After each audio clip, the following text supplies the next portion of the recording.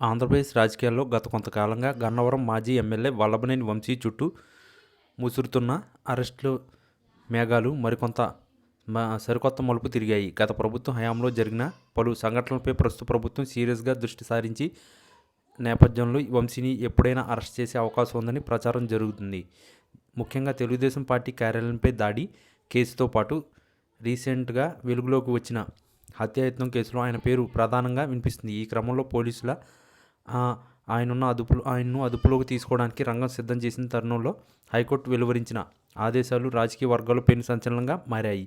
Vijayawada Machavaram police స్టేషన్లో నమోదైన ఈ హత్యాయత్నం కేసులో వల్లభనేని వంశీని పోలీసులు ప్రధాన నిందితుడిగా చేర్చారు. సునీల్ అనే వ్యక్తి ఇచ్చిన ఫిర్యాదును మేరకు పోలీసులు వంశీతో పాటు ఆయన అనుచరులపై కేసు నమోదు చేశారు. ఈ పరిణామాల నేపథ్యంలో పోలీసులు ఆయన కోసం గాలింపు ముమ్మరం చేశారు. గతంలోనే ఒకసారి అరెస్ట్ అయ్యి బెయిల్పై వచ్చిన వంశీకి ఈ కొత్త కేసు మరింత ఇబ్బందికరంగా మారింది. పోలీసులు తనను ఏ క్షణమైనా అరెస్ట్ చేస్తారని భావించిన వంశీ తన న్యాయవాదుల ద్వారా హైకోర్టును ఆశ్రయించి ముందస్తు బెయిల్ పిటిషన్ దాఖలు చేశారు. ఈ పిటిషన్పై విచారణ జరిపిన ఏపీ హైకోర్టు పోలీసు దూకుడుకు బ్రేకులు వేస్తూ కీలక నిర్ణయం తీసుకుంది. రాజకీయ కక్ష సాధింపులో భాగంగానే తనపై అక్రమ కేసులు బనాయించారని వంశీ తరపు న్యాయవాదులు కోర్టులో వాదించారు. దర్యాప్తుకు తాము పూర్తిగా సహకరిస్తామని, అయితే అరెస్ట్ నుంచి రక్షణ కల్పించాలని కోరారు. ఇరుపక్షాల వాదనలు విన్న ధర్మాసనం ఈ కేసులో వంశీని ప్రస్తుతానికి అరెస్ట్ చేయవద్దని పోలీసులకు స్పష్టమైన ఆదేశాలు జారీ చేసింది. సంక్రాంతి సెలవుల వరకు ఈ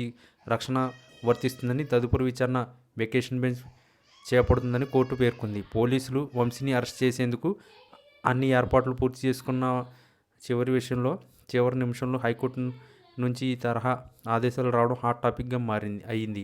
ఈ ఉత్తర్వులతో వంశీకి తాత్కాలికంగా పెద్ద ఊరట లభించినట్లయింది. గన్నవరం నియోజకవర్గంలో ఆయన వర్గీయులు ఈ నిర్ణయంపై హర్షం వ్యక్తం చేస్తుండగా, అధికార పార్టీ నేతలు మాత్రం చట్టం తన పని తాను చేసుకుపోతుందని అభిప్రాయపడుతున్నారు. మొత్తానికి ఏపీలో రాజకీయ సమీకరణలు వేగంగా మారుతున్న వేళ హైకోర్టు ఇచ్చిన ఈ మధ్యంతర ఆదేశాలు పోలీసుల తదుపరి చర్యలపై ఎట్లాంటి ప్రభావం చూపుతాయో చూడాలి.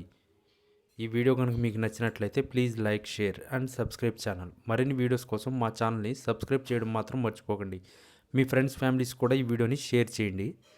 ఏపీలో ఎప్పటికిప్పుడు ఎన్నికలు జరిగితే సీఎంగా ఎవరు గెలుస్తారు? Chandrababu CM, Jagan CM? ఖచ్చితంగా కామెంట్ చేయడం మాత్రం మర్చిపోకండి. మీరు ఇచ్చే కామెంట్ మాకు చాలా ముఖ్యం. దయచేసి కామెంట్ చేయండి.